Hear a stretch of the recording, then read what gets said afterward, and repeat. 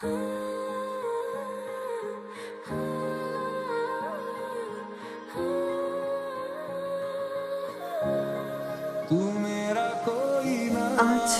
আপনি যা করেছেন বুঝতে পারছি না কি বলা উচিত। মানুষ তো বিপদে মানুষের পাশেই দাঁড়ায়, তাই না? এবার আপনি বাসায় যান, ক্লান্ত দেখাচ্ছে আপনাকে অনেক, বাকিটা আমরা সবার সামনে। আর শোনেন, চোখটি অনেক বড়।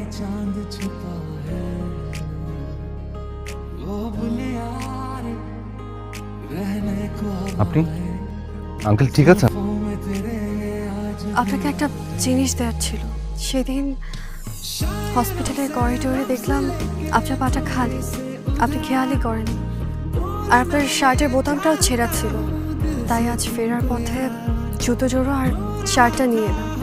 আমি আপনাদের জন্য যা করেছি সেটা তো কোনো প্রতিদানের আশায় না। আমার বাবা যেদিন আপনার কাঁধে মাথা রেখেছিল তখন মনে হয়েছিল এই শহরে অন্তত একজন মানুষ আছে। আমি তো একজন সামান্য টিউটর, আমার উপর এতটা ভরসা করা কি ঠিক হবে? মানুষ তার নাম পরিচয় দিয়ে না, তার কাজ দিয়ে বড় হয়। নতুন শার্টটা পরবেন, আপনাকে মানাবে। ম্যাডাম শুনুন, আপনি কি আমাদের এই ব্যাগটি পছন্দ করেছিলেন?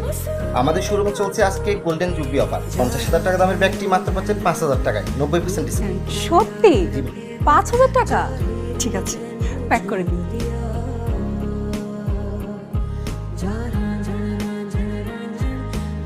আরে রিফাত ভাই, আপনি এখানে? আমি আসলে একটু এই এলাকাটা একটু ঘুরে দেখছিলাম। মানে আপনি কি ব্যথা পেয়েছেন কোথাও? আপনি আমাকে যে স্যান্ডেলটা দিয়েছেন না, আমার পায়ে আর কি এক সাইজ ছোট হয়েছে, তাই ভাবলাম যে একটু হাঁটাহাঁটি করি, হাঁটলে একটু চামড়াটা নরম হবে, মানে ফ্রি হয়ে যাবে স্যান্ডেলটা। এক্সেস ছোট স্যান্ডেল পরে কি ওইভাবে ঘোরে? আপনার পা তো ছিলে যাবে। তাছাড়া আপনি আমাকে বলেননি কেন?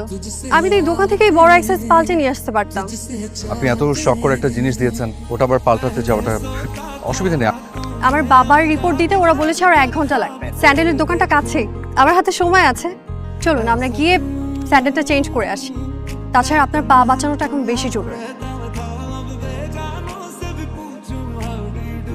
আরে কাশেম ভাই, আপনি কেমন আছেন? আপনাকে কতদিন পরে দেখলাম। আমি তো বাবা, কেমন আছেন আপনি? আমি তো আপনার টিচার ছিলাম, সেটা বলেন।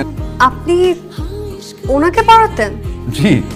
কিন্তু উনি তো আপনার চেয়ে মিনিমাম 10 বছরের বড়। কাশেম ভাই একটা সময় যখন নাইট কলেজে পড়তেন, আমি ওনাকে ইংলিশ আর অঙ্কের কোচিং করাতাম। উনি অবশ্য ভালোই স্টুডেন্ট ছিলেন। মনে আছে কাশেম ভাই, ওই যে পিথাগোরাসের উপপাদ্য আপনি পারতেন না বলে কানাকাটি করতেন, আমার কাছে আসতেন। কাশেম সাহেব, আপনি এখানে কি করছেন? এনিওয়ে, আমার কোনো জানা দরকার নেই। এনিওয়ে, আমি যেটা বলছি আপনি সেটা শোনেন। আপনি ভেতরে আমাকে আর স্যার বলবেন না, ভেতরে গিয়ে আঙ্কেলকে বলবেন আমি আপনার খুব কড়া একজন শিক্ষক ছিলাম। মামা, তুই না ডেঞ্জারাস। জিএম কাশেম সাহেবকে তুই তোর ছাত্র বানিয়ে দিলি। জানি না এই তাসের ঘর কতদিন টিকবে রে। মিথ্যের উপর ভর করে না ভালোবাসা বেশি দিন টেকে না মামা।